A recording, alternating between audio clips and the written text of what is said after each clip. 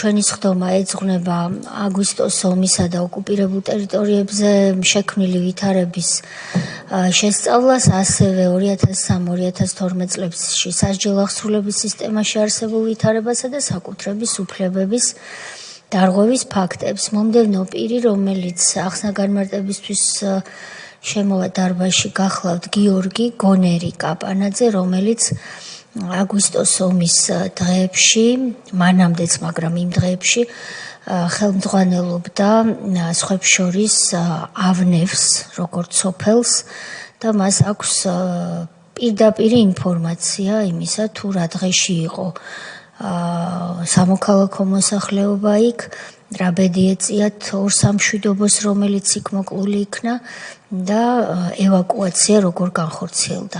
თხოვოთ ბატონ გიორგის შემობრძანება თუ უკვე მოსულია და გავაგრძელოთ სხდომა.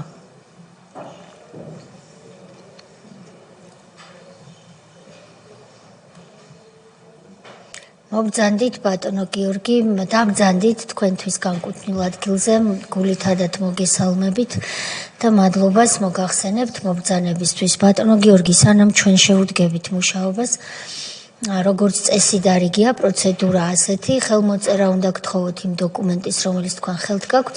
ეს არის გაფრთხილება, რომ სისხლის სამართლის პასუხისმგებლობაა დადგენილი ჩვენი კანონმდებლობით იმ შემთხვევაში, თუ კომისიის წინაშე გამოცხადებული პირი ანუ არ სიტყვის კითხვებზე პასუხზე, ან თავს აარიდებს პასუხს, ან კიდევ განზრახ სრულ ახსნა-განმარტებას მისცემს კომისიას. ამის დასტურად, რომ გაფრთხილებული ბრძანდებით გთხოვთ ხელი მოაწეროთ დოკუმენტს.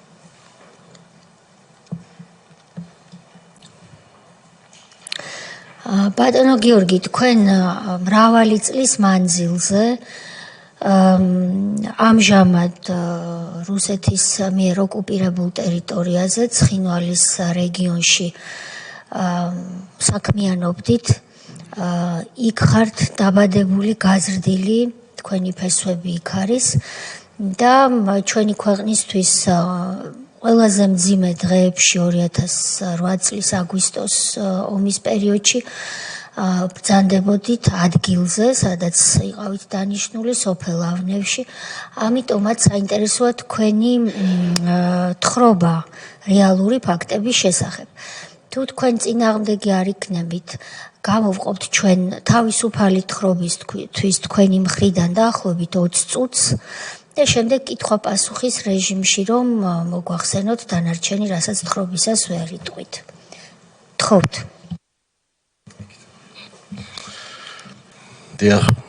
დავიბადე და გავიზარდე სოფელ ავნევში და 40 წელი მუდმივად ვიცხოვრე სოფელ ავნევში, ისე რომ სხვა მისამართი არასდროს არ მქონია.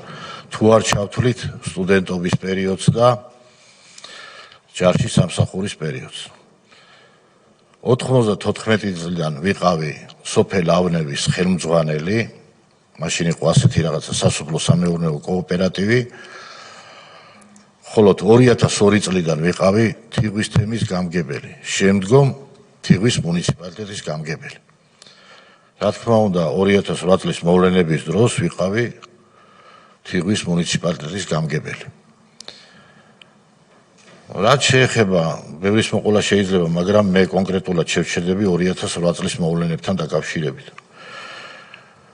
აქ ხათაშორის უსმენდი მე, როგორც მთელი საქართველო ისმეს თქვენ ამ კომისიის მიმდინარეობას, ხდომის მიმდინარეობას და მე მინდა რომ წუხილი გამოთქვა, რომ აცდენილი არიან ის პიროვნებები, ვინც იყვნენ გამოსულები დროის მონაკვეთში ფაქტებზე აცდენილები იყვნენ და მინდა რომ სიმართლე მოგიყვეთ, ის სიმართლე, რასაც დაადასტურებს ნებისმიერი იქ მაცხოვრებელი ადამიანი. თუ გინდათ 1000-მდე რომ გამოგიტყოთ, იმას გაიმეორებს, რასაც მე ახლა გეტყვით. ბატონო გიორგი, თქვენ გულისხმობთ იმ ორ პირს, ზაზა გოგავასა და მამუკა ყურაშვილს, ვინც ჩვენს წინაშე წარმოდგა, თქვენ მათ მიერ მოთხრობილ ფაქტებთან გაქვთ კითხვის ნიშნები, ამას ამბობთ. გთხოვთ. შეტევა დაიწყო სოფელ ნულზე 6 საათზე გამთენიისას 2 აგვისტოს. 6 საათზე მოხდა და ცოტა გამიკვირდა, იმიტომ რომ სროლები და შეტევები ყოველთვის იყო ხოლმე ამ წლების განმავლობაში შეიძლება რამდენი ერთი კვირა გაჩერებული იყო, ორი კვირა, მაგრამ სროლები ყოველთვის იყო ხოლმე მით უმეტეს ღამის საათებში. მე გამიკვირდა ის, რომ ეს უკვე აღარ გავდა იმ ავტომატური იარაღით სროლებს, ეს იყო გამოყენებული დიდი იარაღი. ეგრეთ წოდებული ყუმბარ ორცნები იყო გამოყენებული და იყო კიდევ ბოდიშით რა რიცხვია? 2 აგვისტო. 2 აგვისტო. დიახ, 2 აგვისტო. გამთენიისას 6 საათზე. და იყო ისეთი იარაღი გამოყენებული, რომ ეს იარაღი არც სამშვიდობო ძალებს არ უნდა ქონოდათ. იქ დისლოცირებულს, გინდა რუსებს, გინდა ოსებს და არც ოსებს არ უნდა ქონოდათ. შეტევა იყო პირდაპირ დამიზნებით სახლებზე, ურტყავდნენ და ზუსტად 2 აგვისტოს დაიჭრა ჩემი წრწმუნებული სოფელ ნულში ნოდარ ჟამერაშვილი. რა თქმა უნდა, გადაყვანილი იყო გორში, სამკურნალოდ და თქვა მისაჭიროება გახდება და დააფიქსირებენ, რომ ნამდვილად შეიყვანეს დაჭრილი. მთელი დღე არ გაჩერებულა, სადღაც შუადღით გაჩერდა და უკვე ალბათ ყველა არხის ჟურნალისტები შემოვიდნენ იმ სოფელ ნულში და აფიქსირებდნენ თუ რა იყო, რა მდგომარეობა იყო, დაზიანებული სახლები. ჩვენთვის მოულოდნელი იყო ეს თავდასხმა, იმიტომ რომ სოფელში მარტო სოფლის ხალხი კი არა, სტუმრებიც კი იყვნენ, თქვენ წარმოვიდგინეთ შემოსულები. და ეს ჟურნალისტების შემოსვლის დროს ცოტა ხანი გაჩერდა, სამში რატომღაც სიმშვიდე იყო და არ იყო ისეთი სროლები. 4-ში გაგრძელდა ისე და უკვე ვატყობდი, რომ ეს არ გაჩერდებოდა. 2-3 დღე მიდიოდა სროლები, ჩაიკეტებოდა გზები, შემოსასვლელი გზები, მაგრამ შემდეგ ამის განეიტრალება ხდებოდა ხოლმე ჩარევით, სამშვიდობო ძალების ჩარევით, ჩვენი ხელისუფლებისა და რუსული სამშვიდობო ძალების შეთანხმებით, მაგრამ ამას უკვე ისეთი მდგომარეობა იყო, რომ მივხვდით, რომ აღარ გაჩერდებოდა. ამიტომ 5-ში შემოვიდნენ, 5 რიცხვში ჩვენთან შემოვიდნენ ელჩები, ჩვენ ქვეყანაში აკრედიტებული ელჩები. მათ შემოყვა რუსეთის ელჩი საქართველოში ბატონი კოვალენკო. რა თქმა უნდა, ჩვენ უთხარით, რომ ჩვენი სოფლები, აი ესეთი სპეციფიკური სოფლები იყო, ხეობაში იყო ჩავარდნილი, აქეთ-იქით მთები იყო, სოფლები დაბლა იყო, მდინარის ორივე მხარეს. ესენი იყვნენ მაღლა მთებზე, წინ გამზადებული, ასე რომ ვთქვათ, სანგრები, ბლინდაჟები, ყველაფერი გაკეთებული ჰქონდათ, ზამთარ-ზაფხული იყვნენ და ასე რომ ვთქვათ, არ გვისვენებდნენ, არ ასვენებდნენ მოსახლეობას. შემოვიდნენ და კოვალენკოს უთხარი, რომ ხედავთ, რომ ჩვენ გვიცავს ჩვენი პოლიცია და არის აქ მხოლოდ ადგილობრივი პოლიცია. მეტი არავინ არ იყო. მოდი ახლა დაავიდეთ და უთხრათ იმ ხალხს, აი მთაზე ავიდეთ, იყო მისასვლელი გზები და შევეკითხოთ, რას აკეთებენ, რათ არიან, იქ მაგათ სოფლები არ არიან. არ არის, ხო, მთებზე შედან და იქიდან. კოვალენკომ ასეთი რაღაცა მითხრა. მე ყაჩაღებს მე დიპლომატი ვარ, ყაჩაღებს დევნას არ დაუწყებო. ხელი გაიშვირა ყურაშვილისთვის ამის მოვალეობაო, რომ მაგათ ზდიოსო. აი ესეთი პასუხი გამცა მაშინ. ამაზე კადრებიც არის გადაღებული, როცა იქ ეს შეხვედრა როცა არის. შემდეგ 6-ში უკვე ბოდიში ეს შეხვედრა თარიღი რომ გაიმეოროთ თუ არ შეწუხდით? 5 აგვისტო. 5 აგვისტო რომელი საათია? დილით შემოვიდა დაახლოებით 12 საათი. დილის მადლობა. შემდეგ 6 აგვისტოს ჩემთან შემოვიდა ხეობაში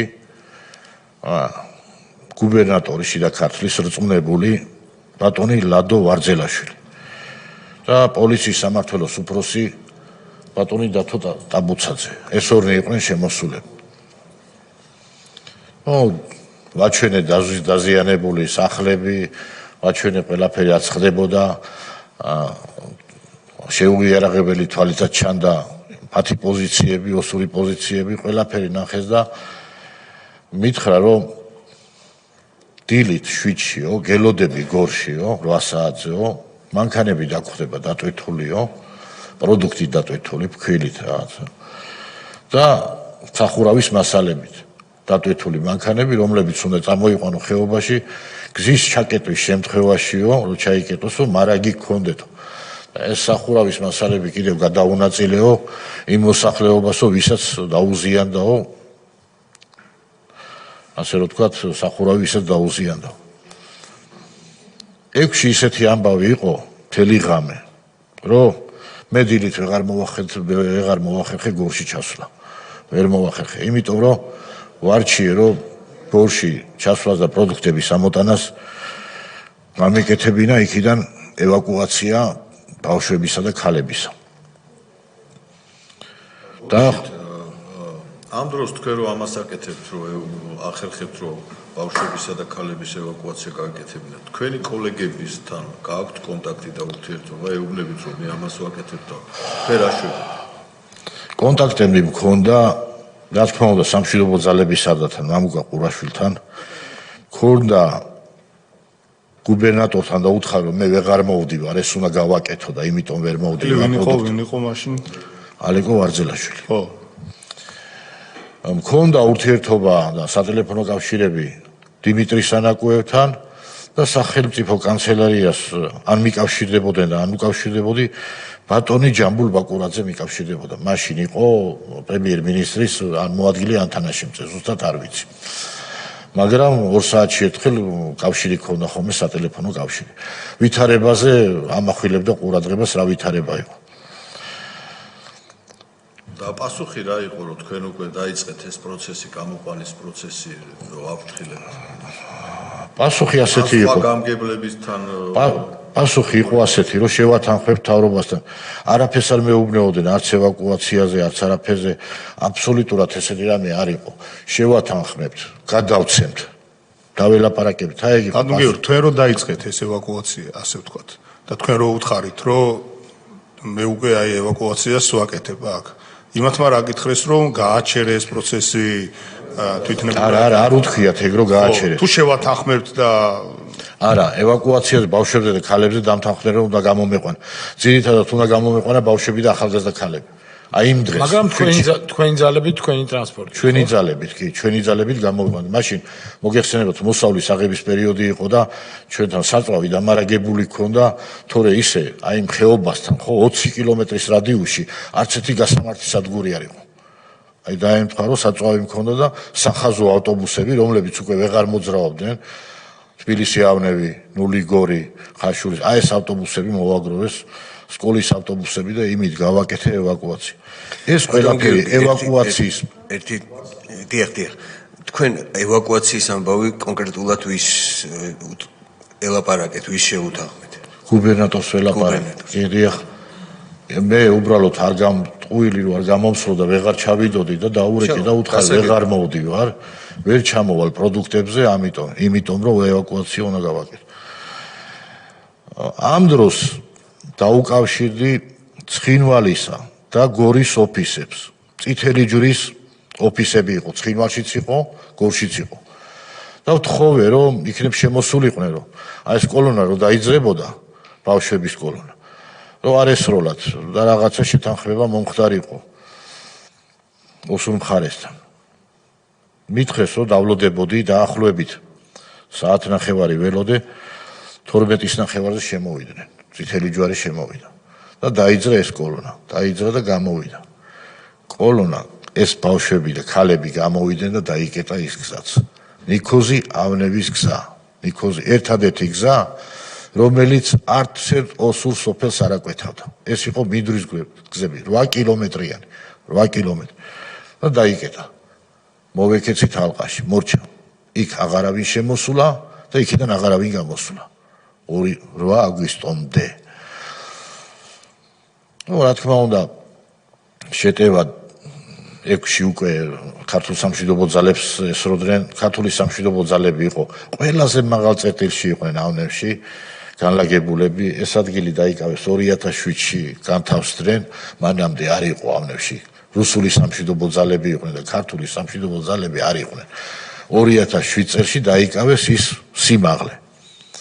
და ამაზე ძალიან გართულება ჰქონდათ, რომ რატო დადგნენ, რავი, როგორც ვიცი, იმასაც იძახდნენ, რომ SKK-ს გადაწყვეტილების გარეშე დაიკავეს ეს სიმაღლე. ციციკოს მთა, ესეთი ადგილი. მაგრამ იქვე ახლოს 800 მეტრში იყო ისინი სიმაღლე ეკავათ იმად რუსების სამშვიდობო ძალები. ჩვენ არ აქვს გაკეთებული არც თხრილები არ აქვს არც ბლინდაჟები არ აქვს არაფერი ხა სოფელში დაბლა რა უნდა გაგვიკეთებინა. თაზე იმათ ქონდათ გარშემო ფაქტიურად 5 ადგილზე იყვნენ განლაგებულები 5 ადგილიდან უტევდნენ ქართულ სამშვიდობო ძალებს 5 მიმართულებიდან. იყო ხეთაგუროვის სოფელი, აი იმის სიმაღლეებიდან ურტყავდნენ, იყო თვანეტილიანა, მაღლა იყვნენ ვაგონები ედგათ, ეგრეთ წოდებული ასეთი ვაგონები და იქ იყვნენ, იქიდან ურტყავდნენ, იყო ნულის თავზე დასავლეთიდან ურტყავდნენ, დვანის მხრიდან ურტყავდნენ, აი ესე მოიმწყდი ეს სულ ყავდათ 2 BMP, მეტი არ ყავდათ. 2 BMP 2. ქართულ სამშვიდობო ძალებს. დანარჩენი იყო ავტომატიური და პოლიმიური. აი ესეთი რაღაც შეიარაღება ქონდა. და ეს რაც შეეძლოთ ახლა ძალიან გვიან გახსნეს ცეცხლი ჩვენმა სამშვიდობოებმა, რაც შეეძლოთ აი ამ 5-ვე მიმართულებას იგერიებდნენ. და სადღაც უკვე 7-ში საღამოთი დაახლოებით 3-4 საათი იქნებოდა 2 BMP დაზიანდა.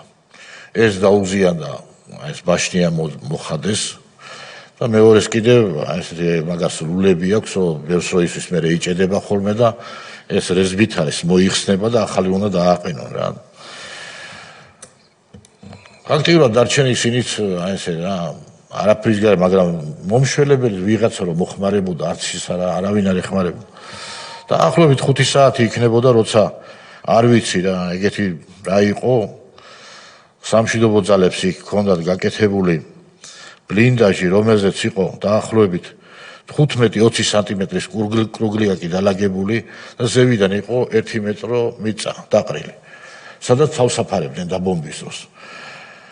აი ეს რაღაცა რაც დააწყეს, ეს არ იყო ახლოდან გამოსროლილი, ეს არ იყო იქვე იმ მანძილიდან 1 კილომეტრიდან შორიდან რაღაცა დაარტყეს, მე არ ვიცი რა იყო. დაახლოებით 10 მეტრზე წაიღო ეს მორები, ეს მიწა და ეს მორები აიტანა 10 მეტრზე, დაბლიდან უყურები და ჩანდა. და მაშინ დაიღუპა 2 მშვიდობის მყოფელი, თაყაძე და ტრაპაიძე. 2 გარდაცვლილი იყო, რამდენიმე დაჭრილი და რამდენიმე კანტუზირებული. ნუ მე ამ დროს საჭმელს საერთოდ აღარ იღებდნენ. მარტო წყალზე იყვნენ. არ იღებდნენ საჭმელს, არ უნდათ რა, 2 დღე საჭმელი არ აჭამეს. და წყალი კიდევ მოთხოვნა იყო ძალიან დიდი, პირი უშრებოდათ 600 ლიტრა წყალი ამ ქონდა, კასრებით 200 ლიტრიანებით და რაღაც 2-3 საათის მერე ისევ წყალს ითხოვდნენ. რა თქმა უნდა დაჭრილები და მიცვალებულები ჩამოვიყვანეთ ავნევის ამბულატორიაში. გადიოდა საათები დრო 40 გრადუსი სიცხე იყო იმ დროს. ალბათ გეხსოვნება ძალიან მაღალი ტემპერატურა იყო და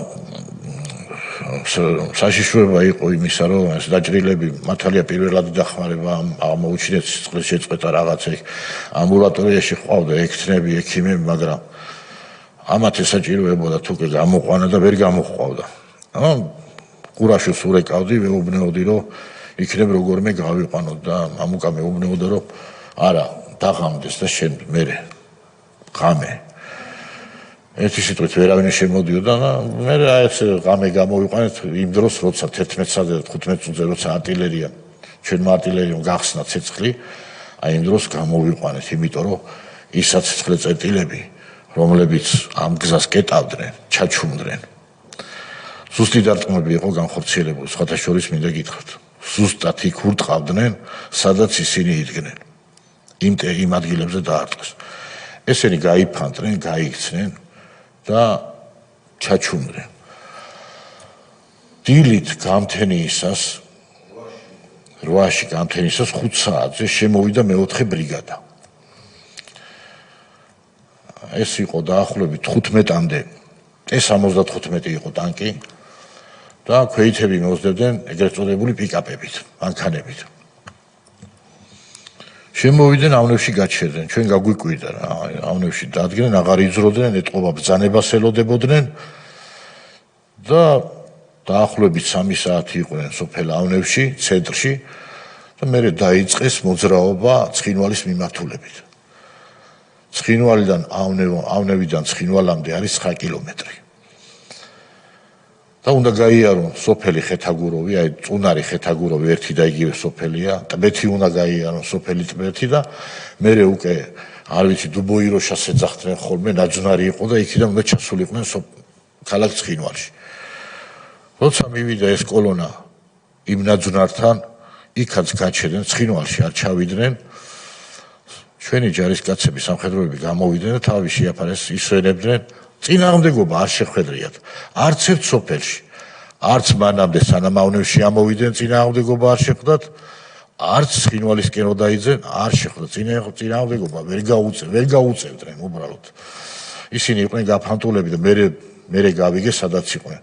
თუმცა ესენი ახლოს სოფლებთან ახლოს რო აკეთებდნენ თხრილებს და აკოფებს მოშორებით დაახლოებით 2-3 კილომეტრი ტყის მასივებში ჰქონდათ გაკეთებული სპეციალური ბრინდაჟები, სადაც მომარაგებულები იყვნენ წყლით, საკვები პროდუქტები და იქ იყვნენ. ჩვენ გვეგონა რომ საერთოდ გაიქცენ, ხალხი აღარ არის ამ სოფლებში, მაგრამ წინასწარ მომზადებული ადგილები ჰქონდათ. და ზუსტად აი ამ ლოდინის მე არ ვიცი ალბათ ბრძანებას ელოდებოდნენ, იმიტომ ვიცოდით რომ ნიკოზის მხრიდან უკვე რაღაცა შესულები იყვნენ, ერგინეთის მხრიდან უკვე შედიოდნენ ჩვენი ნაწილები და ეს რატომღაც ეს ჩვენი ავნევის მხრიდან წასული მეოთხე ბრიგადისთან ეს არ შევიდა, ცხინვალში არ შევიდა, მანდ მოუსწოთ რუსულმა ბომბდამშენებმა და ფაქტიურად ის კოლონა გაანახევრა რა, ესე თუ ტანკები ეგრე ადვილად იწვებოდნენ, მე არ ვიცი, როგორც ბიჭის კარობკები ეგრე დაიწვე. აი კოლონა ფაქტიურად მოტრიალდა ეს კოლონა, აღარაც სადაც ცხინვალში და ისევ ავნებზე წამოვიდა და ჩამოიარეს. აი მსუბუქი მანქანებით ჩამოატარეს დაჭრილები და მიცვალებულები. რა თქმა უნდა, სულ ყველა ვერ წამოიყვანეს და მე იქვე აი ესეთი თხრილები იყო და მიეყარეს მიწა რა, თვითონ ალბათ ოსებმა მე რომ დამშვიდა სიტუაცია და გახსოვთ ალბათ პატრიარქი რო შევიდა და მიცვალებულები რო გამოიყვანა, ზუსტად ეს მიცვალებულები იყვნენ, რომლებიც იქ დაიხოცნენ მაღლა. ხო. ვიცი. აი ეს რაც იყო, ესე რომ ძამე მქონოდა, ან ვინმე ეთქვა რომ გამეკეთებინა ევაკუაცია მოსახლეობისა, არავის არ უთქვია ეს ჩვენ თვითონ მოვიფიქრეთ და მე არ მინდა გითხრათ რომ ამაში რაღაც ლომის წილი მე მივიღე ან რაღაცა გმირას წარმოვაჩინო თავი, ხალხმა თავს თვითონ უშველა, თვითონ დააღწია ხალხმა თავი. რა თქმა უნდა წინა დღეებში ვფიქრობდი რომ საით გამეყვანა ხევებით როგორღაც რომ არ გამოჩენილიყო ღამის საათებში, მაგრამ რახანც ეს დერეფანი მოგცეს მაშინ და გამოვიყვანეთ. ხოლო მეორე დღით უკვე 8-ში ჯარი რო წამოვიდა და აღარც ჯარი იყო და აღარც სამშვიდობო ძალები, სადღაც 7 საათზე აღარც ჯარი იყო და აღარც სამშვიდობო ძალები ჩვენთან. მოსახლეობას უთხარი რომ თავს უშველეთ მეთქი, ვისაც რა საშუალება გაქვთ, წადით უკვე დარჩენილ მოსახლეობას. იქ იყო რა თქმა უნდა ქალები, იყო კაცები, რომლებსაც თავიდან აუგზალე რომ არ უნდა გამოსულიყვნენ, მაგრამ მე უთხარი რომ გაერიდე და წადით მეთქი. და მივედი პოლიციის უფროსი იყო მაშინ ვანო დათაშვილი და უთხარი რომ ყველა ბლოკპოსტი მოეხსნა სოფერნულიდან ავნევიდან და გამოეყვანა თავისი ხალხი. მითხრა რომ ბრძანება არ მიმიღიაო და ვერ გავაკეთებო. მე უთხარი რომ დამაბრალე მე პირველ რიგში დაგხოცავენ ფორმიანებს, არც ერთსაც დაგინდობენ, ყველას დაგხრეტავენ და გადი დატოვეთ, იმიტომ რომ იქ აღარავინ აღარ იყო, მოხუცები იყვნენ. რა თქმა უნდა დამიჯერეს წამოვიდნენ რა. მე დავრჩი და 9-ში 9 აგვისტოს სოფელ ავნევში დავაყენე სასკოლო ავტობუსი და ვინც სურველი იყო მოხუცები გამოვიყვანეთ სასკოლო ავტობუსით ქარელში ჩამოვიყვანეთ.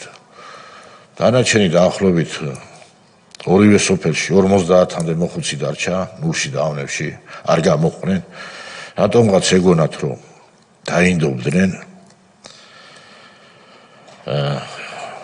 მაგრამ უკვე ჩვენი გამოსვლის მერე რომ გამოვედით, იმათ შემოსვლა დაიწყეს 11 რიცხვში. 11-მდე ვერ შემოვიდნენ. 11, 12 მასიურად 11-იც ეს უკვე დაიწყეს ძარცვა და პირუტყვის წართმევა რაღაცა და ბევრი მაშინ დაიხვდა. გამოყვანის დროს არც ერთი ადამიანი არ დამეღუპა. გამოსვლის დროს არც ერთი.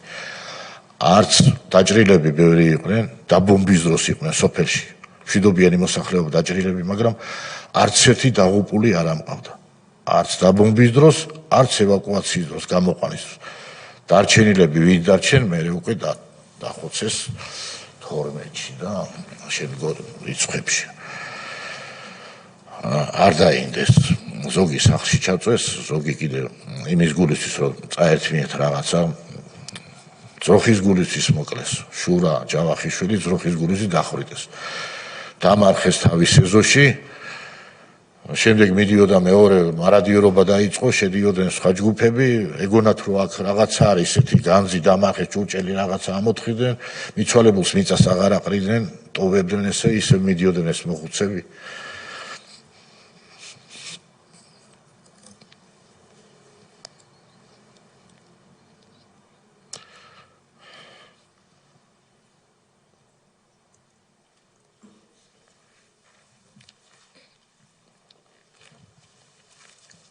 ბატონო გიორგი, მადლობა მობრძანებისთვის. მე რამდენიმე მოკლედ ამაზუსტებელი შეკითხვა მექნება და თუ შეიძლება, როგორც შეძლებთ გვიპასუხეთ. თქვენ ბრძანეთ, რომ წითელ ჯვარს დაურეკეთ და 2 საათში წითელი ჯვარი მოვიდა. რომ დააზუსტოთ წითელ ჯვარს რომელ დღეს და რომელ საათზე დაურეკეთ? 7-ში დაურეკეთ დილით 10 საათზე, დაახლოებით. 10 საათზე, 7 რიცხვში, 7 აგვისტოს. და სადღაც 12-დან პირველ საათამდე მოვიდნენ და გამოგაყვანილეს ბავშვები და ქალები. ეს გადაიღო, ეს ყველაფერი, ეს კადრები გადაიღო პირველი არხის ჟურნალისტმა ლიკა ხურციძემ, მაგრამ იმის მერე მე არ მინახია. არ მინახია. ყველაფერი გადაღებული იყო. მე ის კადრები აღარ საზოგადოებრივმა მაუწყებელმა. პირველმა არხმა საზოგადოებრივმა პირველმა არხმა გადაიღო. არ მინახია რას ნიშნავს? ანუ ეთერში არ გავიდა? არსად არ მინახია, არც ტელევიზიაში, არც სოციალურ ქსელში, არსად არ მინახია. ბევრი რუსეთის გადაღებული კადრები ვნახეთ, მაგრამ ვერ ავნახეთ ის კადრები. და სხვათა შორის როცა ეს ევაკუაცია მიდიოდა, მთხოვეს ამ ჟურნალისტებმა, რომ სოფელ ნულში ამეყანა. 3 კილომეტრი არის ავნევიდან ნულამდე. მანქანით ვერ მოვახერხებით გადაადგილებას, იმიტომ დაარტყავდნენ და თეთრი ნივით იყვნენ შემოსულები. ავდიქი და მდინარის კალაპოტში წავიყვანე. მდინარეზე წავიყვანე. მდინარეზე მივდიოდით, ესეც გადაღებული ეს კადრები, როგორ მივდივართ, იმიტომ კალაპოტი მაღლიდან არ ჩანდა, მდინარის კალაპოტის კალაპოტი. ხეები იყო გადმოსული და ესე წყალში ვატარე, წყალში და ესე ავიყვანე. ბატონო გიორგი, თქვენ ბრძანეთ ასეთი რამ 7 აგვისტოს, სადღაც 17 საათისთვის, 5 საათისთვის ნულზე, სოფელ ნულზე განხორციელდა შეტევა, ხომ ასეა? და თქვენ ბრძანეთ, რასაც თქვენ ყვებოდით, იმის დამიხედვით თუ ვიმსჯელებთ, თქვენ საკმაოდ გათვითცნობიერებული ბრძანდებით, სამხედრო შეიარაღების კატეგორიებს ცნობთ და ასე ვთქვათ, იდენტიფიკაცია შეგიძლიათ და ამიტომ ბრძანეთ ალბათ, რომ შორიდან დაარტყესო აი ამ სამშვიდობო ძალებს. შორიდან დარტყმაში რას გულისხმობდით, რომელიმე მიმართულებით? ეს არ იყო არც ეგრეთ წოდებული ყუმბარმტყორცნები და ეს არ იყო, იყენებდნენ, არ მინდა რუსული ისინი გამოვიყენო ხოლმე, მაგრამ მინამიოტები იყო 82 მმ-იანი და 120 მმ-იანი.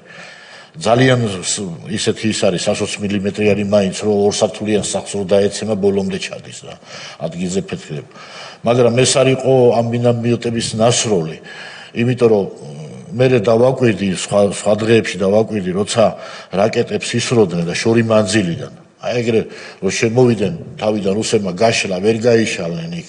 ჩვენი არტილერია უშლიდა ხელს და ვერ მოახერხეს გაშლა, მაგრამ როცა გაიშალნენ და როცა უკვე მძიმე არტილერიით დაგვარტყეს და სარაკეტო დარტყმები იყო, ჩვენ უკვე აი პირადად მე ვგრძნობდი შიშინი და ეს შიშინი იყო რამდენიმე წამი, დაახლოებით 3-5 წამი. 3-5 წამში უნდა მოესწრო ადამიანს დამალულიყო. 3 წამში, 5 წამში სკდებოდა უკვე მიწაზე იყო. და ეს შიშინი ისმოდა ხოლმე, როცა შორიდან მოდიოდა ეს რაკეტები რომ ოფრინავდნენ შვილი. აი ახლა მარცხენა ყურში ახლაც მესმის შვილი. და ასეთი ტიპის სიტუაცია იყო ნულზეც შორიდან რომ დაარტყეს. შესაბამისად ეჭვი გაქვთ რომ ეს იყო ნაღმამტყორცნელი. ეს არ იყო, არა ქონდათ სამშვიდობო ძალებს, არც რუსებს, არც ქართველებს და ასოს თუ მხარეს სამშვიდობო ძალებს ესეთი იარაღი არ ქონდათ. არტილერია იყო. არ ქონდათ, რა თქმა უნდა, ეგრეთ წოდებული ოსური დაჯგუფებები იყო, აპალჩენიას ეძახდნენ, რომლებიც ამზადებდნენ და დაყავდათ სხვადასხვა ლოკაციებზე, პოლიგონები ქონდათ რუსებს და ავარჯიშებს. კვირაში 2 დღე მიყავდათ ხოლმე. ხელფასებს უხდიდნენ, შეიარაღებას აძლევდნენ, ავარჯიშებდნენ. კვირაში 2 დღე ყოველთვის დასხავდნენ სოფელს ხლიჩი გადაიყვანდნენ, ეს არის ზნაურის რაიონი, სოფელის ხლიჩი, საიდანაც იყო მოკოითის ბიძა, დედისმა ანდრუშა, სხვადასხვა იქ თავმჯდომარე იყო და ჩემთან დასახმარებლად მოდიოდა ხოლმე, რომ რაღაც ახალი ტექნიკა მქონდა, კომბაინები და ისინი ვეხმარებოდი ხოლმე ოსურ მხარეს. ჩამოდიოდა ხოლმე და მეც ავდიოდი იმ სოფელში და ვხედავდი რომ პოლიგონი იყო. თავისი ყველაფრით გამზადებული ტყილებით, საცეცხლე წერტილებით, წითელი რაღაცეები რო აქვს ხოლმე დალაგებული დამიზნების იმით და ესე და იქ დიდი ხანი მიდიოდა ეს მთელი წელიწადი ამზადებდნენ ამ ასე რომ ვთქვათ შევსებას აპალჩენიას რუსები როგორც იძახდნენ და ოსები აპალჩენია იყო ადგილობრივი მოსახლეობით დაკომპლექტებული ეს ისინი მაგრამ ყავდათ აპალჩენიის გარეშე ყავდათ დაჯგუფებები ეს დაჯგუფებები ჩივიროვის დროს არ იყო მერე გამოჩნდნენ 2003 წელს გამოჩნდნენ დაჯგუფებები ეგრეთ წოდებული ჩვენსკენ ყველაზე დიდი დაჯგუფება ძლიერი დაჯგუფება იყო ძმები გაზაევების დაჯგუფება რომლებსაც ეკავათ ნულის თავზე სამების ტაძართან ეს ტერიტორიები დაიკავეს და იქ იყვნენ ხოლმე ეს ხალხი და თითქმის ყველა სოფელში იყო ესეთი დაჯგუფებები შექმნილი 5 კაციანი 10 კაციანი რომლებიც აშინებდნენ ძარცვავდნენ ქართულ მოსახლეობას უხდებოდნენ ავტობუსებს ჩვენ აი სახაზო ავტობუსები რომ შემოდიოდნენ მაგათ უხდებოდნენ ცემა ტყეპა იყო გატაცებები იყო კლელობები რაღაცა ახლა კარგად მოგიხსენებათ რომ ხალხი გაიტაცეს და დღემდე არ აჩანს ხო სამშვიდობო ძალების ქართული სამშვიდობო ძალების მთავარსარდალი იყო მაშინ მიშა ქებაძე და მისი მოადგილე იყო ზურაბ დურგლიშვილი რომლებიც ამ წუნარი ავნების გზაზე დაიჭირეს, წაიყვანეს და დღემდე არ გამოჩნდა. აღარ ზგვამი, საერთოდ დაიკარგა ეს პიროვნება. სარდლის მოადგილე. რა თქმა უნდა, ბავშვების გატაცებაც ახლა პეტრიაშვილი რო გაიტაცეს ბავშვი, სადღაც აწუთში ადგილზე ვიყავი გატაცებულ ადგილზე, საიდანაც წაიყვანეს. ხო და არაფერს არ ერიდებოდნენ რა. მე არ ვიცი, ალბათ მიზან მიმართულად იყო ეს, რომ როგორმე ქართული მოსახლეობა იძულებული გამხდარიყო, რომ დაეტოვებინა ეს ტერიტორიები და წამოსულიყო. სხვათა შორის მე ჟენევაში მომიწია რამდენიმე რაუნდში მონაწილეობა მივიღე და იქ უკვე შემხვდა კულახმეტოვი. მაშინ სარდალი სამშვიდობო ძალებისა გახადეს სამხედრო ფორმა და ჩამოვიდა კოსტუმით შემხვდა უკვე იყო საგარეო საქმეთა მინისტრის ლავროვის თანაშემწე იყო. ის ამ სტატუსით ჩამოვიდა ჟენევაში. რა თქმა უნდა ის ოსები და რუსები რომლებიც ქართულ დელეგაციას არ ელაპარაკებოდნენ არ ესაუბრებოდნენ მელაპარაკებოდნენ მე როგორც ადგილობრივს და კულახმეტოვიც მელაპარაკებოდა რომ თუ გახსოვსო 2007-შიო გზა რო გადავკეტეთო და საშუალებას არ გაძლევდით რომ გაგვიკეთებინა მაშინ საღებავები ვასხით BMP-ებს, რუსების BMP-ებს ეს კადრებიც არის გავრცელებული კადრებია იქ მე ვარ ასე რომ ამ წეზე რო დგავა რაღაცა და ხო და 2007-შიო შენ მითხარიო რომ თქვენ არ ახართ სამშვიდობო ძალები თქვენ ახართ შემოსულები იმიტომ რომ ქართული მოსახლეობისგან დაიცალოს ყოფილი სამხრეთ რუსეთი აი ეს ტერიტორიები დაცალოთ ქართული მოსახლეობი გახსოვსო და კი მე ვთხარი მახსოვს მეთქი იმიტომ რომ ზუსტად ის 27 ივნისი იყო, როცა ეს ფაქტი მოხდა რა. ავნები ნიქოზის გზა გაჰყავდა იქ გზა არსებობდა ყოველთვის იყო ჩვენი ხილის ბაღები იყო და ძარში გადადიოდა ხალხი მაგრამ ვაკეთებდით ისე რომ გავლადი ყოფილიყო ნებისმიერ დროს და უსული სოფლებიდან არ გვეცადა რამე შესვლა არ სხვათა შორის ეს გზა რო გაკეთდა ჰუმანიტარული დახმარებაც იმ გზაზე შემოდიოდა სამშენებლო მასალებიც იქიდან შემოდიოდა იმიტომ იმ წინა ზაფხულს და იმ ზაფხულს 2008-შიც მიდიოდა რემონტი სკოლების რემონტი შენდებოდა დარბაზები სპორტული დარბაზები და რაღაც ესეთი რაღაცები ხდებოდა და ოსური საგუშაგოები არ ატარებდნენ რომ შემოსულიყვნენ არც ჰუმანიტარულ დახმარებას ატარებდნენ არც სამშენებლო მასალებს არც სტუმრებს არ უშვებდნენ ვინმე სტუმარი რომ შემოდიოდა ესეთი მდგომარეობა იყო და მაშინ უნდა ჩავრეულიყო მე ჩავდიოდი ხოლმე ამ პოსტზე მივიდოდი ხოლმე 4 კილომეტრი იყო ავნევიდან ის პოსტი ასე რომ დარიდა რომ შევდივართ პირველი მუგუთია ოსური სოფელი პირველი რასაც ვაკეთებდი ხოლმე რამდენჯერმე ბორია ჩოჩიევს დაურეკე ბორის ჩოჩიევს იმიტომ რომ დიდი ხნის ნაცნობობა მქონდა და უკავშირდებოდი რომ ესეთი მდგომარეობა არ უშვებენ ჰუმანიტარულ დახმარებას არ უშვებენ მოსახლეობისთვის სხვათა შორის იმ დახმარებას როგორც ქართულ მოსახლეობას ისე ოსურ მოსახლეობაზე გავწევდი ბორის ჩოჩიევი მეუბნებოდა რომ ეგ ჩემი თემა არ არის და უკავშირდი ფრიევი იყო ოსური სამშვიდობო ძალების სარდალი და უკავშირდებოდი ფრიევს ხოლმე და მეტყოდა ხოლმე მიაწოდა ტელეფონი და აი ესე გამოგვდიოდა ხოლმე ხშირად ფულის გადამიხდია იმ პოსტზე რომ აი ეს შემეყვანა თითო მანქანაში რაღაც გარკვეული თანხა იყო რომ გადამეხადა და შემსულიყავ ბატონო გიორგი შეკითხვა მაქვს თუ შეიძლება ჩვენ მოусმინეთ ბატონ ზაზაგოგავას აგვისტოს ომის დროს გაერთიანებული შტაბების ხელმძღვანელს და შემდეგ თქვენ ახსენეთ თქვენი მონათხრობის დროსაც გენერალ მამუკა ყურაშვილს ორი სამშვიდობოს ავნებში გარდაცვალების დაღუპვის, მკვლელობის თარიღად დაასახელა 6 აგვისტო. ერთ-ერთ მათგანს მე ჩავეძიე კიდეც 6 იყო თუ 7 და დადასტურებით მითხრეს რომ ეს იყო 6 აგვისტო. თქვენ კი ამბობთ დღეს რომ ეს იყო არა 6, არამედ 7 აგვისტო. და ამასთან დაკავშირებით რომ უფრო მეტი გითხრათ, იმიტომ რომ უცნაურია ისინი ამბობენ 6, თქვენ ამბობთ 7-ს. არა. ეს იყო 7 აგვისტო დაახლოებით 4 და 5 საათამდე. აი ეს როცა ისინი გარდაიცვალნენ და დაიჭრნენ. 7 აგვისტო იყო, 6 აგვისტო არა, 6 აგვისტოს გზები გახსნილი იყო. 6 აგვისტოს გუბერნატორი შემოვიდა ჩემთან. 7 იყო. ამას დაადასტურებს 1000-მდე ადამიანი, იქ მაცხოვრებელი, რომ ეს იყო, იმიტომ მიცვალებულები ჩვენ ჩამოვიყვანეთ, ამბულატორიაში მე ჩავიყვანე, დაჭრილები მე ჩამოვიყვანე. კანტუზირებული ადამიანები თქვენ რას ამბობთ ბატონო გიორგი რომ ორი სამშვიდობო რო დაიღუპა და იქ გენერლებმა თქვეს რომ მხოლოდ ერთი დაჭრილი იყო მეტი არ იყო მე ეს კითხვა დავსვი მეტი იყო დაჭრილი რამდენიმე კანტუზირებული იყო რომლებიც ვერც ხედავდნენ საერთოდ 0% ხედვა და არც ესმოდათ საერთოდ არ ეყურებოდა თქვენი ჩამოსაყვანი გახდნენ ისინი მე ჩამოვიყვანე ამბულატორიაში მე ვიყვანე მე ღამის პირველ საათზე მივაკითხე და ერთ-ერთ მექთარმა მითხრა რომ დაინახავ შენმა მოყარინმა სამხედრომ დაინახა გამოიხედავ და სამშვიდობო დააძინეს რა ვიცი დაინახა მაგრამ ყურებიდან მაინც არ ესმოდა არ ეყურებოდა იმიტომ დიდი დარტყმა იყო ძალიან ძლიერი დარტყმა იყო რაში უნდა დასჭირვებოდა მაშინ ორ გენერალს შეცდომით თარიღის თქმა არ ვიცი ალბათ ვერ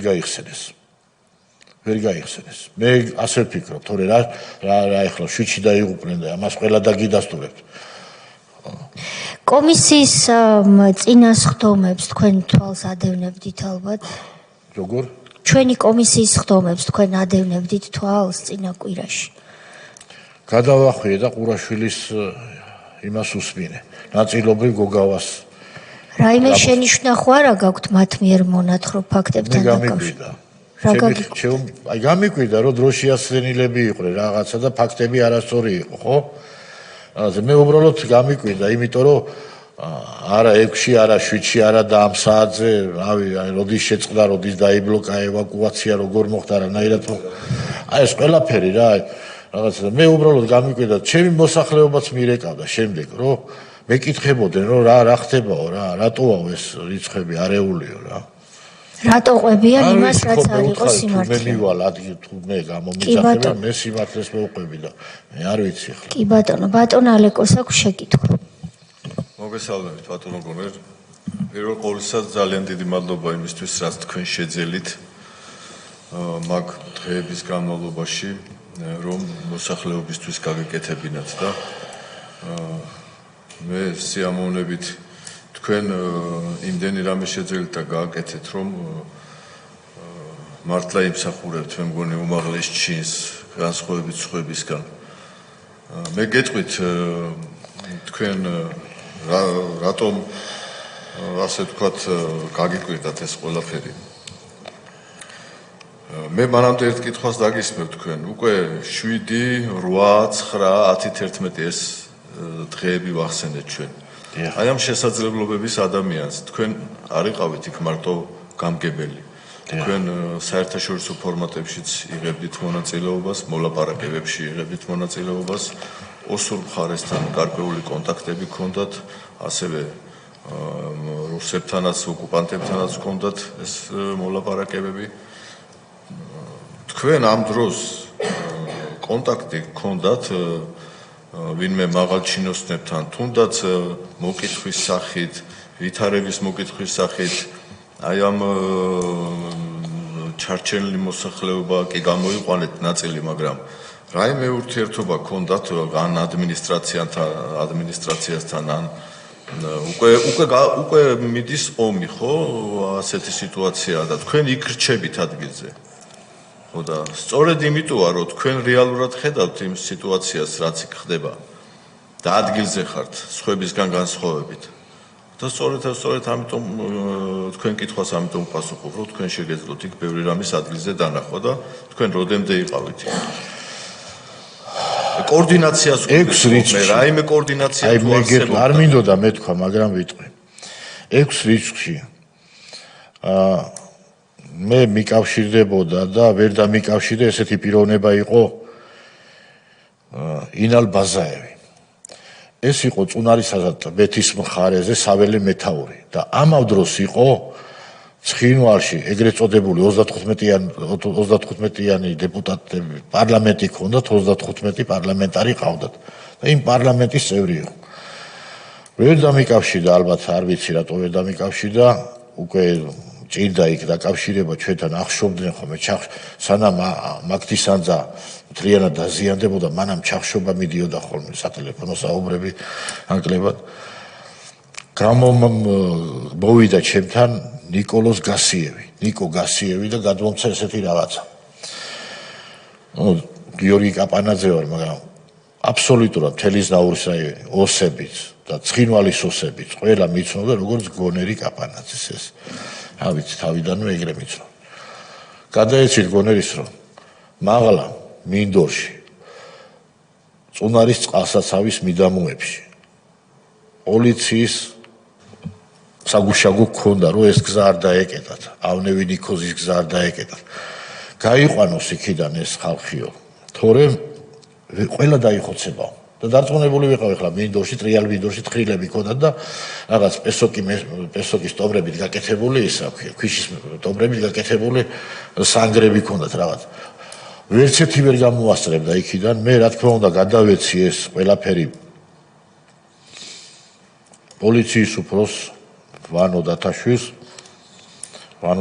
დაუკავშირდა ჩალვა ტრამაკიძე იყო სამართლის უფროსის მოადგილე მაშინ და ჩვენ მხარეზე იყო იქით ფონის კონფლიქტის ზონებს კურირებდა დაუკავშირდნენ და გამოიყვანეს ეს პოლიციელები. დაახლოებით 15-მდე პოლიციელი იყო. აი ეს კავშირი რაც ამქონდა ოსებთან იმ პერიოდში. რაც შეეხება აი უკვე ქართულ ჩემ ხალხს ვეღარ უკავშირდებოდი და ოსებს ვეღარ დაუკავშირდებოდი ვერც უკვე 7-ში საღამოს ვერც 8-ში ვერც 9-ში ვერც 11-ში მხოლოდ როცა იქ შეხვედრები დაიწყო, ჩემი ძმა დაიჭირეს ქარელის რაიონის სოფელ კოდასთან 2009 წლის თებერვალში. და მე უკვე მქონდა სატელეფონო საუბრები ცხინვალის რა თქმა უნდა ჟენევაში. არა, მე გეკითხებით ომის მსვლელობის დროს ჩვენ ხელისუფლების მხარესთან თუ გქონდათ კომუნიკაცია მეთქი და თუ ინვეს დაუკავშირდით. თქვენ დონეზე რა ვერავის ვერ უკავშირდებოდი, მხოლოდ აი ვინც მახსოვს ჯამბულ ბაკურაძე იყო, ვინც გამოდი მამუკა ყურაშვილი, ჯამბულ ბაკურაძე, დიმიტრი სანაკუევი, ბატონი ბესტაევი მიკავშირდებოდა და მთხოვდა რომ როგორმე მოგაწოდო მედიკამენტები და შესახვევი მასალები ეს იყო და ლადო ვარძელაშვილი. აი ესენი იყვნენ, ვისაც უკავშირდებოდი. და ვთხოვდი რომ რა ვიცი ხლა ისინი დაგვეხმარებოდნენ თუ არ დაგვეხმარებოდნენ თუ შემოვიდოდნენ ახლა კაცები ვეღარ ვიყავი და მოხუცები დარჩენილი ალბათ რა ვიცი მსხვერპლი იქნებოდა ძალიან დიდი იმიტომ უთხარი მოსახლეობას რომ ჯარი აღარ არის სამშვიდობოები აღარ არიან დატოვეთ დამცავი ჩვენი დამცველი აღარავინ აღარ იქნებოდა იქ იქნებოდა საშინელება ხო და ხო გეუბნებით ძალიან მოსახლეობამ თვითონ აი გამოიჩინა ისეთი რაღაცა რომ ეხლა არ ვიძახი რა ხლა მე უბრალოდ მოუწოდე რომ წამოსულიყვნენ იქიდან მაგრამ ერთმანეთს ეხმარებოდნენ ერთი მანქანა ერთი ოჯახით არ გამოსულა ერთმანეთს ეხმარებოდნენ ერთმანეთი ასე გამოიყვანეს მოსახლეობა ბოდიში კითხავთ და შემდეგ თქვენ ამოწურეთ ბატონო ლეკო შემდეგ დაუბრუნდებით ბატონო ლეკოს და ბატონ ილიას სურს კითხვის დასმა ბატონმა მამუკა ყურაშვილმა როცა აქ იყო თქვა რომ ის მან მალევე შეძლო მომდევნო საათებშივე არა მაგრამ მალევე შეძლო ცხედრების თავისი ორი პირადი შემადგენელი ვინც ყავდა იქ შემადგენლობა ორი რომ დაიღუპა გამოყვანა და აღმოჩნდა რომ თქვენ გამოიყვანეთ ის არა მე გავიყვანე ამბულატორიაში ეხ და შემდეგ რო გვითხრათ მიცვალებული შემდეგ უკვე იქ დიდი ხანი გაჩერდა და აი როგორ გითხრა 5-6 საათი ცხედრები იყო მანქანაში სასწრაფო დახმარების მანქანაში და ღამე გამოიყვანეს სასწრაფო დახმარების მანქანამ გამოიყვანა და არა სამშვიდობო სასწრაფო დახმარების მანქანა და ვინც გადარჩა ისინი ვინ გამოიყვანა გამოიყვანა სასწრაფო დახმარების მანქანა კი რათა შორის ვერ შემოდიოდნენ ვერც სასწრაფო დახმარების მანქანები ვერ შემოდიოდნენ მე დავინახე უკვე სადღაც 10-ში დავინახე როცა გამოვიარე რომ დირბში სოფელი დირბი ქარელის რაიონი საველე ის იყო გაშლილი იქ სადაც უკვე ძალიან დიდი მობილიზება იყო სასწრაფოებისა და იქამდე როგორღაც ეს მიცვალებულები და დაჭერილი როგორღაც გაყავდათ აი ჩვენი ადგილობრივისა ბატონო ალეკო მე გმირობას მივცემდი იმ სასწრაფო მძღოლის ძღოლს რომელიც ამას ახერხებდა ეს არ იყო სამხედრო პიროვნება ეს სამოქალაქო სასწრაფოს ძღოლი როგორია სახელმწიფო დემურ ჭიღლაძე და მე უკვე იქამდე რომ ჩაყავდა ეს დაჭრილები ესენი იქიდან მე უკვე გორში გადმოყავდათ ეგრეთ წოდებულ გოსპიტალში მოყავდათ მე ეს დაჭრილები და გარდაცვლილები ის როდის იყო როდესაც დროებითი ადმინისტრაციის სოციალური უზრუნველყოფის მინისტრი გახდათ ბატონი თამაზ ბესტაევი გორში იყო 8-ში და ის მიხვდა რომ იქ უბედურება დატრიალდება და მანაც როგორც თქვენ ისე რომ ზემოდან არავის დაუვალებია დარეკა და თქვა რომ თავს უნდა უშველოთ ყველამ ერთად გაერთიანებული ძალებით თქვენ შეგეხმიანეთ კი მეც დამიკავშირდა მე მითხრა რომ რა მდგომარეობაა შენთან როგორ ახარ მე უთხარი რომ ალყაში ვარ ძიმე მდგომარეობა ვერ ვახცევ თავს ქალები ვეღარ გამომყავს ახლა ახალგაზრდა ქალები გამოვიყვანენ მაგრამ ახლა ცოტა ისეთი ადამიანები რომლებიც შეიძლებოდა რომ იქ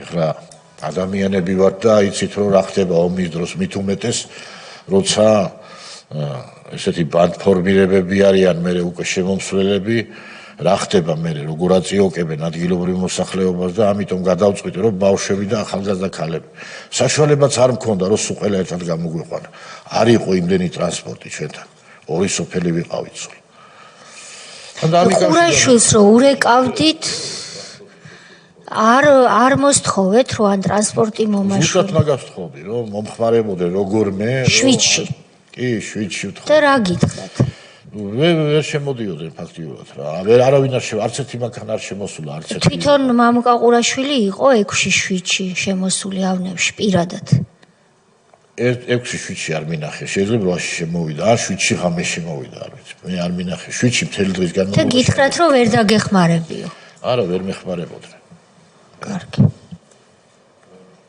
თქვენ რომელ რიცხვამდე იყავით და როდის დატოვეთ იქავა 10-ში დავტოვე 10-ში ღამე ანუ 10-მდე თქვენ იქ ხართ მთელი ამ მოქმედებების დროს დიახ და როგორ გამოხვედით ფეხით გამოვედი აი ესე წამოვედი ნიკოზის მიმართულებით მაგრამ ნიკოზი თქვენთან ერთად რა ვინ იყო კიდე ნიკოზი რამდენიმე გელაჯავახიშვილი რამდენიმე მამაკაცი იყო ჩემთან ერთად ფეხით წამოვედით და აი ესეთი არხებია რა სარწყავი არხები მაშინ დამშრალი იყო წყალი არ მოადირებოდა და მოვდიოდით ძირითადად არხში იმიტომ რომ შეიძლება საფრენ აპარატებს შევემჩნიეთ იმიტომ რომ რუსული თვითფრინავები დაფრინავდა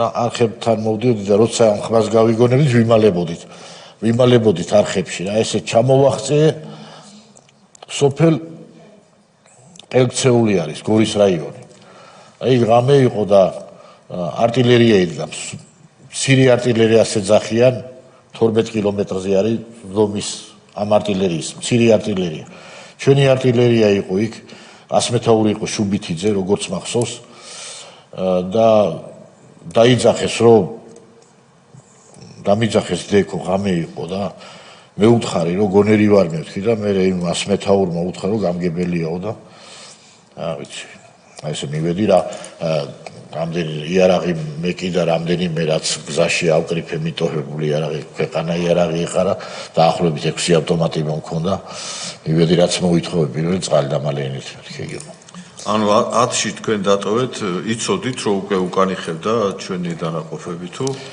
10-ში გქონდათ ინფორმაცია აი როგორ იყო იცით 8-ში რო დატოვა აი მე დეტალურად არ მოვყევი რა ამას ძალიან დიდი დრო დასჭირდება 8-ში საღამოთი რო დატოვა ჩვენმა შენაერთებმა აბსოლუტურად B4 ბრიგადა რო გავიდა სამშვიდობოები რო გავიდა და აღარავინ აღარ დაჭა პოლიციაც რო გამოუშვა სუყელ იქ იყო აღარავინ აღარ იყო აი მარტო ადგილობრივი რამდენიმე მოსახლე რა აი ჩემთან ერთად და ნულშიც კიდევ აგე სპარტაკ პეტრიაშვილი იყო თავის ხალხი აიყვანა წაიყვანა და იქ იყო გამაგრებული გენო პეტრიაშვილის მამა ხო და გამთენიისას 9-ში 9 რიცხვში 9 აგვისტოს გამთენიისას შემოვიდა სენაკის ბატალიონი შემოსვლა დაიწყო ისევ შემოვიდა ისევ სოფლებში და იმდენი არ ვიცი იმდენი ტექნიკა შემოიყვანა რომ ფაქტიურად ცენტრალურ ქუჩაზე ბულვარს ვეძახდით ვერ ეტეოდა და მე ავდექი და ნაწილი ჩავიყვანე დინარის პირას ჭალებში რომ ცენტრალურ ბანკს დაბომბავენ აქ მოყვებით ეს ჯარი აქ იქნება და აქ რო ამდენი ხავე ერთმანეთს ვერ უქცევდნენ იმდენი იყვნენ უკვე შემოვიდა ეს იყო სენაკის ბატალიონი 9-ში შემოვიდა მაგრამ 10-ში დილით მათაც დატოვეს სხვათა შორის ძალიან მაგრად იბრძოლეს აი ის გაფანტული და დამალულები უკვე გამოვიდნენ და ამათ უკვე სენაკის ბატალიონს სოფელ ხეთაგუროვოსთან ტბეთთან უკვე პირდაპირ წინააღმდეგობას უწევდნენ მაგრამ რა ვიცი ესეთი სახმელეთო ბრძოლებში ძალიან მაგრამ აღლა ჰაეს ვერაფერი ვერ მოუხერხეს ვერაფერი იმიტომ რომ მოშლილი იყოს ლოკაცია ეს ლოკატორები აღარ არსებობდა მოიშალა აქეთ საიდანაც გადასცემდნენ საერთოდ სამხედროს კი არ უნდა ვინმე კი არ უნდა უთხრას რომ რაღაცა მოფრინავს საფრენი აპარატი იმას უნდა გადასცენ ყურში ესმის რომ სადღაც რამდენიმე კილომეტრი ამდენ წუთში მოვა და დაგარწყავთ ხო ესენი უკვე აღარაფერი აღარ დაყრუდნენ და ცაში ეყურებდნენ ცაში იყურებოდნენ რომ დაენახათ საფრენი აპარატები აი ესეთი მდგომარეობა იყო სრული ქაოსი იყო და აღგენა გამოვიდნენ ახლა დილით გამთენიისას აბსოლუტურად სულ ყველა შენაერთმა დატოვა ჩვენი ტერიტორია ფრონის ხეობა 9-ში 10-ში. 10-ში დილით გამხელი ის. 9-ში შემოვიდნენ. 9-ში შემოვიდნენ დილით, 10-ში დატოვეს ის.